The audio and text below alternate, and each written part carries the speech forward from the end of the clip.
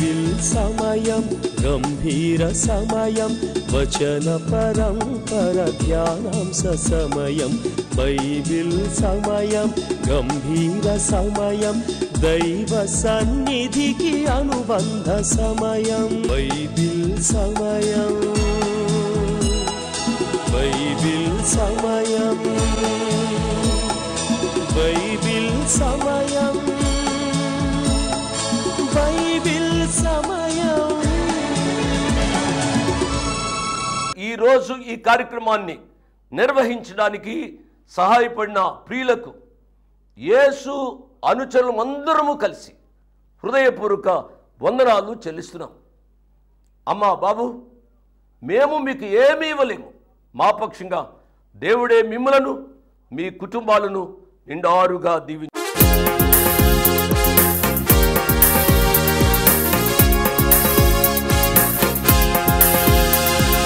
సామ్రాజ్యాల చరిత్ర ప్రవచన గ్రంథం, దానియేలు ప్రవక్త భవిష్య జ్ఞానం, రాజీలేని విశ్వాసికి మనుగడ జీవం, సత్యదేవుని భద్రత మనకు క్షేమాధారం.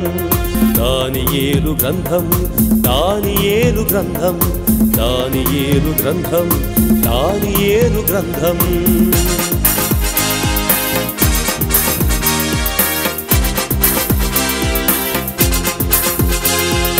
దైవజనుని అంతమే రాజాజ్ఞసారం, సింహాల బోనులో మరణం పథ్యం, విశ్వపాలక చోక్యంతో మృగాలు సైతం మౌనం, విజయుడైరా దానియేలు యథావిధి జీవనం. దానియేలు గ్రంథం, దానియేలు గ్రంథం.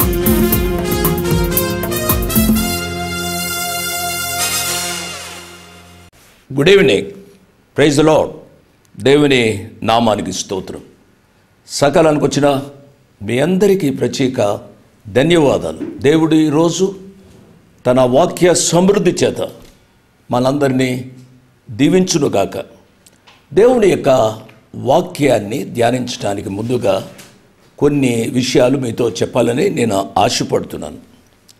బైబిల్ ట్రైనింగ్ కాలేజ్ కొరకు, అంటే మిషనరీ ట్రైనింగ్ కాలేజ్ కొరకు ఎంతమంది ప్రార్థిస్తున్నారో వారందరికీ నా హృదయపూర్వక దీవెనలు, ఆశీస్సులు మిమ్మలను దేవుడు తప్పనిసరిగా దీవిస్తారు. ఎందుచేతనగా వాక్యము వినబడని స్థలాలకు మిషనరీలను పంపించే అధ్యయన పాఠశాల కొరకు ప్రార్థన చేయడం ఒక ధన్యకరమైన సంగతి అనే సత్యాన్ని నేను జ్ఞాపకం చేస్తున్నాను. ప్రార్థన చేయడంతో పాటుగా మీ సహాయాన్ని అందించగలిగితే మరింత ప్రజలకు ఆశీర్వాదకరంగా ఉంటుంది. చాలామంది ముందుకు వస్తున్నారు, కొంతమంది తక్కువ పంపిస్తున్నారు, కొంతమంది ఎక్కువ పంపిస్తున్నారు. ఏది ఏమైనప్పటికీ కూడా వారి హృదయ స్పందన తెలియజేస్తున్నందుకు నా హృదయపూర్వక ధన్యవాదాలు వారికి తెలియజేస్తున్నాను. నెంబర్ 1. నెంబర్ 2, ఈ జనవరి నెలలో చాలా మీటింగ్స్కు నేను వెళ్ళాను. ఆ మీటింగ్స్ కొరకు మీరు ప్రార్థిస్తున్నారు అని నేను ఆశపడుతున్నాను. ఈ వయసులో కూడా ఆయా స్థలాలు తిరగడానికి ప్రభువారు కృప చూపెడుతూ ఉన్నారు. డాక్టర్స్ నన్ను ఆ రీతిగా తిరగవద్దని హెచ్చరిస్తూ ఉన్నప్పుడు కూడా ముందుగా మాట ఇచ్చాను కాబట్టి తప్పనిసరిగా వెళ్ళవలసి వస్తుంది. నా ప్రియ బిడ్డలారా, మీరు నా కొరకు ప్రార్థన చేస్తున్నంతసేపు నేను భయపడను, ముందుకు వెళ్తాను. మీ ప్రార్థనలే నాకు ఆశీస్సులు. దయతో ప్రార్థన చేస్తూ ఉండండి. తదుపరి నా యొక్క పెద్ద కుమారుడు జాన్ స్పర్జన్ అమెరికా దేశాన్నించి వచ్చాడు. ఇక్కడ కొన్ని దినాలు మట్టుకే ఉంటాడు. ఆయన ఉన్న దినాల్లో కొన్ని ప్రసంగాలు రికార్డింగ్ చేస్తాడు. కాబట్టి ఆ యవ్వన బిడ్డ కొరకు కూడా ప్రార్థన చేయమని ప్రభు పేరిట నేను మనవి చేస్తున్నాను. మంచిది. దేవుని యొక్క వాక్య ధ్యానంలోనికి వెళదాం. దానికి ముందుగా ఒక పాట విందాం. ఓ నా క్రైస్తవ సంఘమా, ప్రియమైన ద్రాక్షావనమా,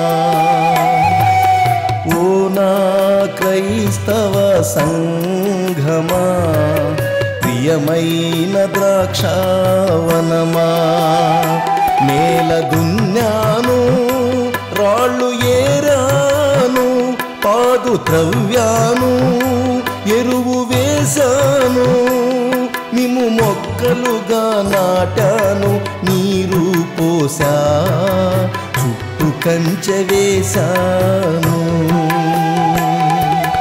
ఓ నా క్రైస్తవ సంఘమా, ప్రియమైన ద్రాక్షావనమా.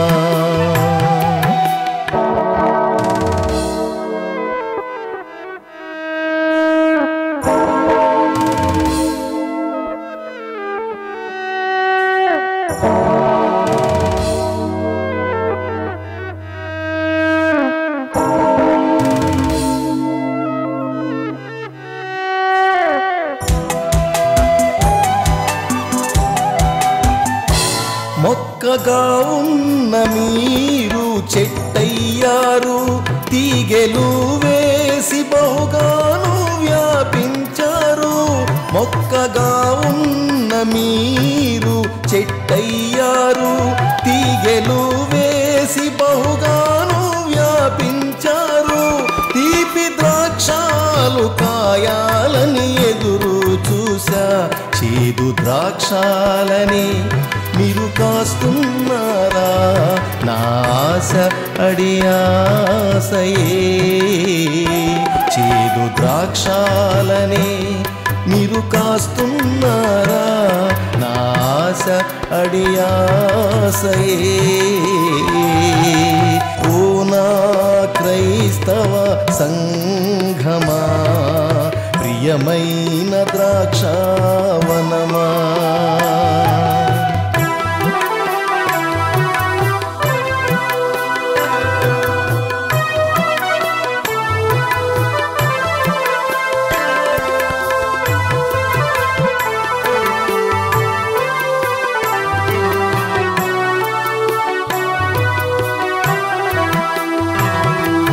సృష్టికర్తనైనా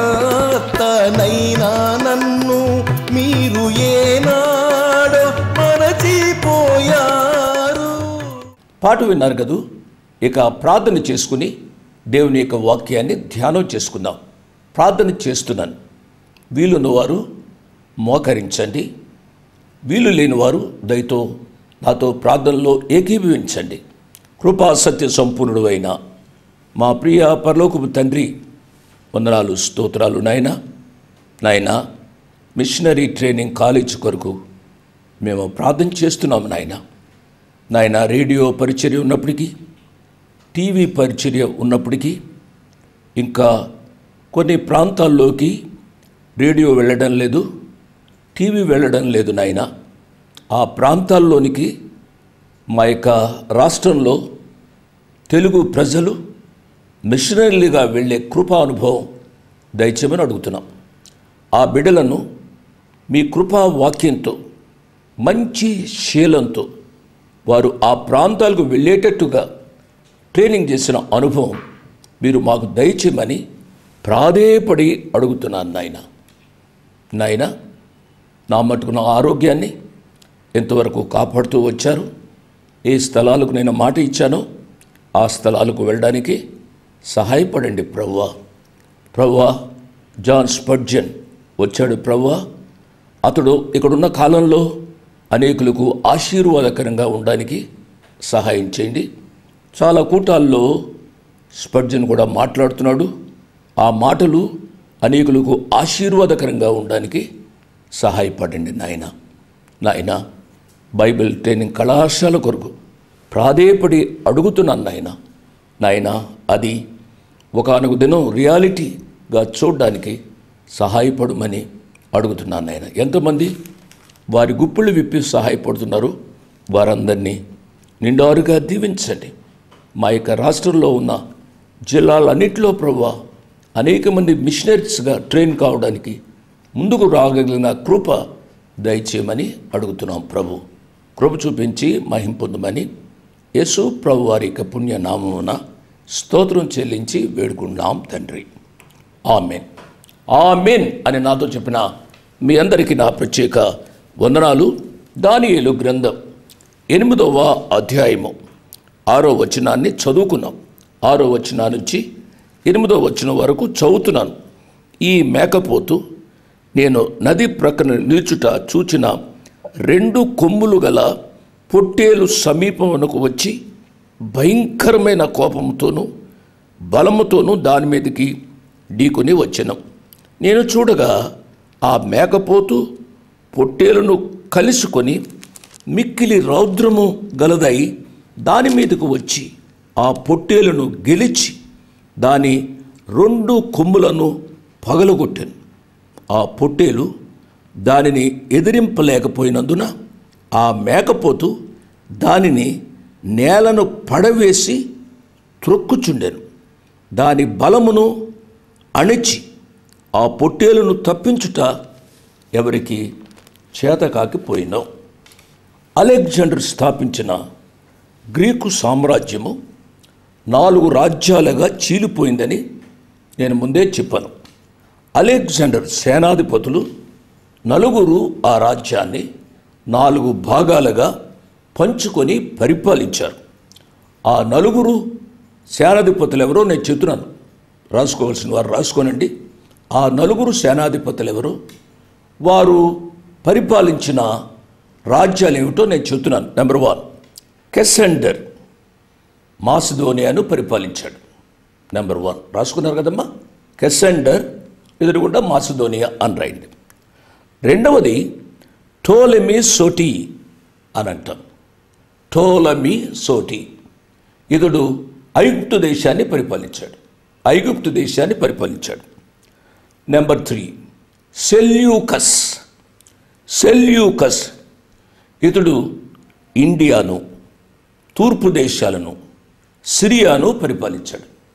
ఇండియాను, తూర్పు దేశాలను, సిరియాను పరిపాలించాడు. ఎవరు? సెల్యూకస్. 4 లిసియాకస్ ఇతడు ఇప్పుడు మనం టర్కీ అని పిలుస్తున్నామే, ఆ టర్కీ అని పిలువబడుతున్న మైనర్ ఆసియాను లేక చిన్న ఆసియాను పరిపాలించాడు. ఆ కాలంలో ఆసియా అని పిలువబడే తూర్పు వైపు రాజ్యంలోని భాగాన్ని సెల్యూకస్ తీసుకున్నాడు. దానియేలు దర్శనంలో చూచిన విధంగా మేకపోతుకున్న పెద్ద కొమ్ము విరిగిపోయింది అని 8వ వచనంలో చదివాం. అంటే అలెగ్జాండర్ ద గ్రేట్ మరణించాడు అని తెలుసుకోవాలి. ఆ పెద్ద కొమ్మే అలెగ్జాండర్ ద గ్రేట్. దానికి బదులు 4 ప్రసిద్ధమైన కొమ్ములు ఆకాశము నలుదిక్కులకు పెరుగును అని చదివాం కదూ. ఆ 4 కొమ్ములు మనం ఇంతవరకు చెప్పుకున్న 4 సేనాధిపతులు. 9వ వచనం నుంచి 11వ వచనం వరకు ఈ కొమ్ములలో ఒకదానిలో నుండి ఒక చిన్న కొమ్ము మొలిచెను. అది దక్షిణముగాను, తూర్పుగాను, ఆనందదేశపు దిక్కుగాను అత్యధికముగా బలిసెను. ఆకాశ సైన్యమునంతగా పెరిగి నక్షత్రములలో కొన్నిటిని పడవేసి కాళ్ళ క్రింద అణగుద్రొక్కుచుండెను. ఆ సైన్యం యొక్క అధిపతికి విరోధముగా తన్ను హెచ్చించుకొని అనుదిన బల్యర్పణమును నిలిపివేసి ఆయన ఆలయమును పడద్రోసెను. ఈ వచనంలో ఆనందదేశము అని చదవం కదూ. ఆ ఆనందదేశమే ఇశ్రాయేలు దేశం. ఈ అధ్యాయంలో మనం ధ్యానిస్తున్న చిన్న కొమ్ము ఆల్రెడీ 7వ అధ్యాయంలో మనము ధ్యానించాం. చిన్న కొమ్ము అని చెప్పుకున్నాం. ఈ 4వ మృగము తలలో మొలిచిన చిన్న కొమ్ము అని అంటే 7వ అధ్యాయంలో చిన్న కొమ్ము, 8వ అధ్యాయంలో చిన్న కొమ్ము అని చదివాను కదూ. ఇది ఒకటి కాదు అని గ్రహించాలి. ఈ 8వ అధ్యాయంలో మనము చదివిన చిన్న కొమ్ము 3వ సామ్రాజ్యమైన మాసిదోనియాను సూచించే మేకపోతు కొమ్ములలో మొలిచింది. గత అధ్యాయంలోని 4వ మృగానికి మొలిచిన చిన్న కొమ్ము రాబోయే కాలంలో వస్తుంది. ఈ దర్శనంలోని 4 భాగాలలో 3 భాగాలు నెరవేరితే 4వ భాగం కూడా తప్పక నెరవేరుతుంది అనే సత్యాన్ని మనం గమనించాలి. ఈ చిన్న కొమ్మును గూర్చి చాలా అభిప్రాయాలు ఉన్నాయి. ఈ అభిప్రాయాలన్నిటినీ మనము ఆలోచిస్తే ఈ చిన్న కొమ్మే క్రీస్తు విరోధి అనే కంక్లూషన్లోనికి మనం వస్తాం. 8వ అధ్యాయంలో 23వ వచనం నుంచి 25వ వచనం వరకు గబ్రియేలు చెప్పినట్లు క్రీస్తు విరోధిని సూచించున్నది అని మనం గ్రహించాలి. అయితే అంతియోకస్ ఎపిఫానెస్లో కూడా క్రీస్తు విరోధి లక్షణాలు ఎక్కువగా కనబడుతున్నాయి. దానిని బట్టి ఇతడు క్రీస్తు విరోధికి ఎవరు? అంతియోకస్ ఎపిఫానెస్ అనేవాడు క్రీస్తు విరోధికి ముంగుర్తుగా ఉన్నాడు అని గ్రహించాలి. ఇతన్నే పిచ్చివాడు అని కూడా పిలుస్తూ ఉంటారు. ఇతనికి రాజ్య కాంక్ష, స్త్రీల కాంక్ష, డబ్బు కాంక్ష ఎక్కువైపోయింది. కాబట్టి that fellow was called as a mad fellow, పిచ్చివాడు అని పిలువబడ్డాడు. ఇతడు 175 BC సింహాసనానికి వచ్చి యెరూషలేంపై దండెత్తాడు. ఇతడు యూదులను నాశనం చేయాలని సర్వ ప్రయత్నాలు చేశాడు. ఇతడు జూపిటర్ అనే విగ్రహాన్ని యెరూషలేము దేవాలయం యొక్క పరిశుద్ధ స్థలంలో ఉంచాడండి. ఎంత దుర్మార్గుడు! ఇతడు దేవుని మీదే తిరుగుబాటు చేశాడు అన్నమాట. ఆకాశంలో ఉన్న దురాత్మల సమూహం యుద్ధంలో పాల్గొన్నారు అని చెబుతూ ఉంటారు. ఇక్కడ సాతానీయ శక్తులు కనబడుతున్నాయి. ఈ సాతానీయ శక్తులను గురించి మనము చాలా జాగ్రత్తగా ఉండాలి. నా పిల్లరా, ఇవి నక్షత్రాల వలె కనబడతాయి. ఇవి నిజంగా వెలుగునిచ్చే నక్షత్రాలు కాదు, జ్యోతులు కాదు, డూప్లికేట్ జ్యోతుల్లాగా కనబడుతూ విశ్వాసులకు చాలా నష్టాన్ని కలిగిస్తాయి అనే విషయాన్ని నేను జ్ఞాపకం చేస్తున్నాను. ఈ దినాల్లో కూడా చాలా డూప్లికేట్ బోధకులు వస్తున్నారు. ఏదో మంచి బోధలు చేస్తూ ఉన్నట్టుగా, మానవుల యొక్క శారీరక అవసరాలు తీరుస్తూ ఉన్నట్లుగా కనబడుతున్నారండి. ఆధ్యాత్మిక అవసరాలు కాదు దేవుని యొక్క వాక్యం సెలవిస్తుంది. నా ప్రియ ప్రేక్షకులు, వీక్షకులు గమనించాలి. ప్రభువా ప్రభువా అని పిలిచేవాడు పరలోక రాజ్యంలో ప్రవేశింపనేరుడు. ఈనాడు చాలా దీర్ఘకరమైన ప్రార్థనలు చేస్తున్నారు. ఈ ప్రార్థనలు చేసేవారు అందరూ విశ్వాసులు అనుకోవడానికి వీలు లేదు. ఎవరు పరలోకంలో ప్రవేశిస్తారు? ప్రభు యొక్క చిత్తాన్ని జరిగించువాడే. ఈ రాత్రి సమయంలో ప్రభు చిత్తం ఏమిటో గ్రహించాలని ప్రభు పక్షంగా నేను మనవి చేస్తున్నాను. ప్రభు యొక్క చిత్తం ఏమిటనగా నీ పాప హృదయాన్ని ఆయనకి ఇవ్వడమే ప్రప్రదమైన ప్రభు యొక్క చిత్తం.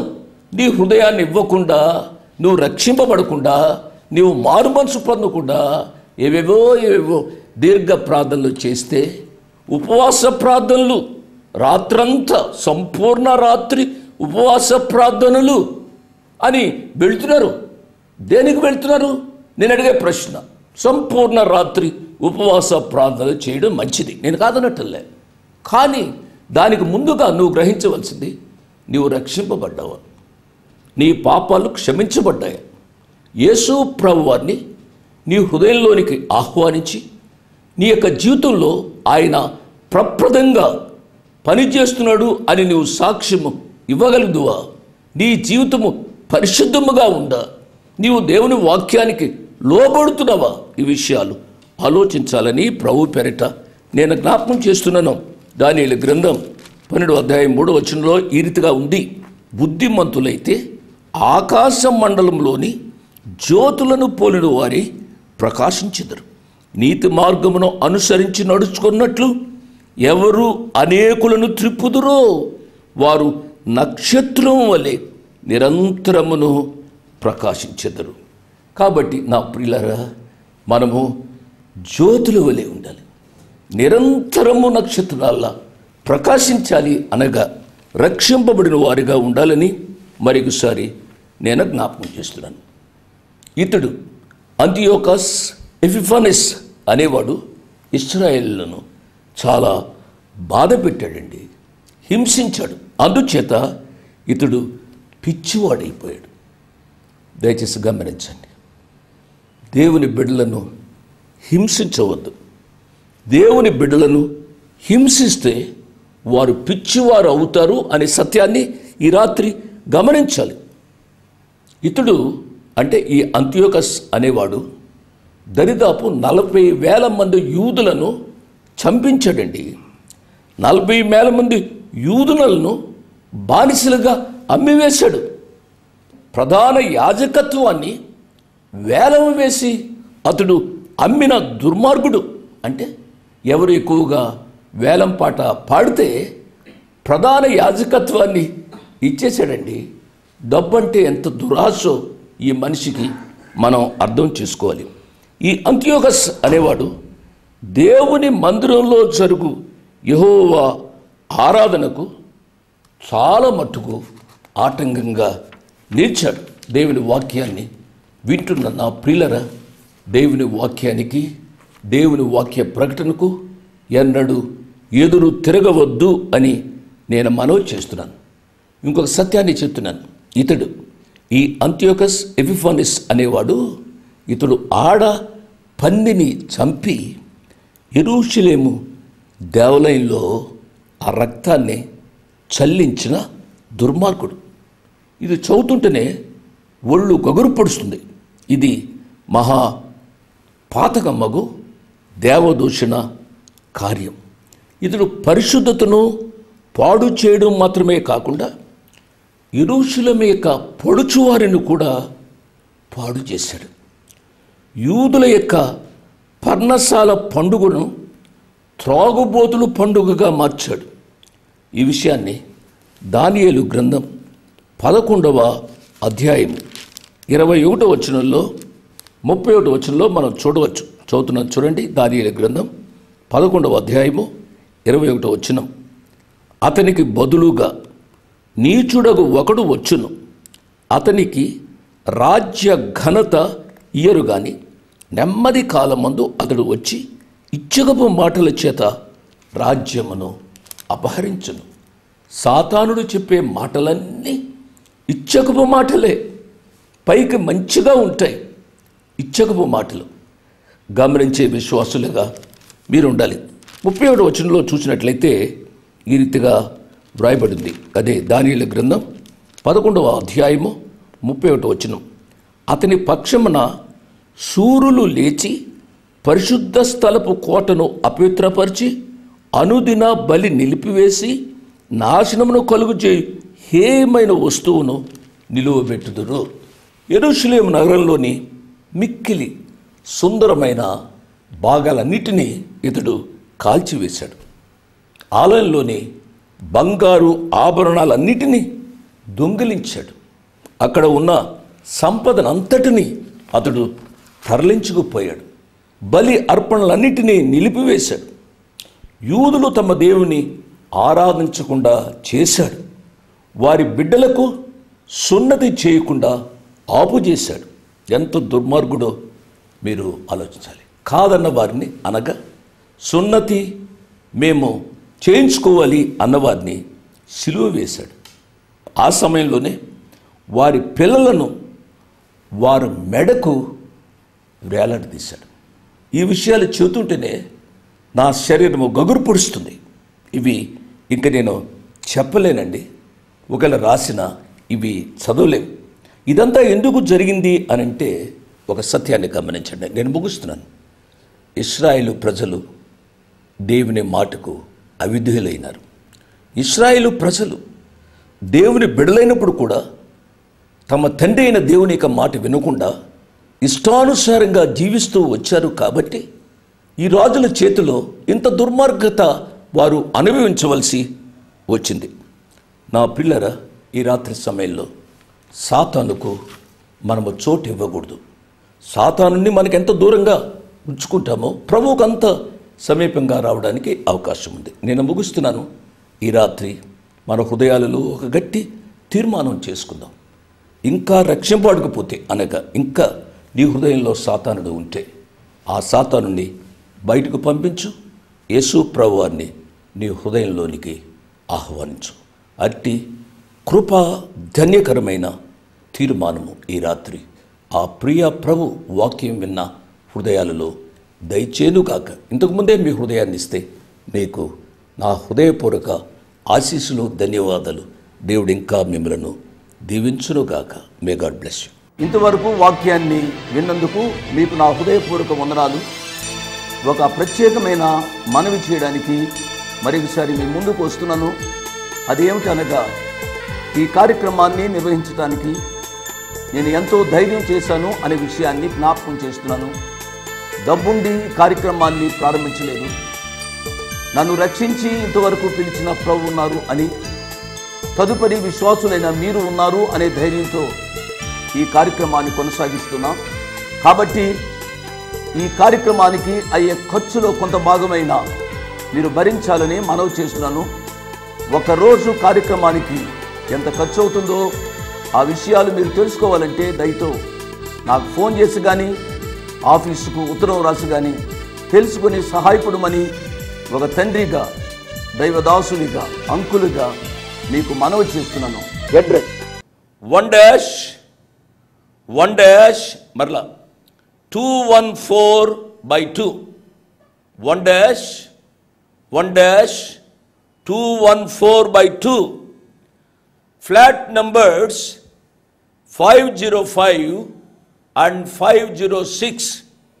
Flat numbers 505 and 506. Prithvi apartments extension, Prithvi apartments extension, Vivek Nagar, Chikkadpally, Hyderabad 20. దేవుడు మిమ్మల్ని నిండారుగా దీవించునుగాక. ఆమేన్.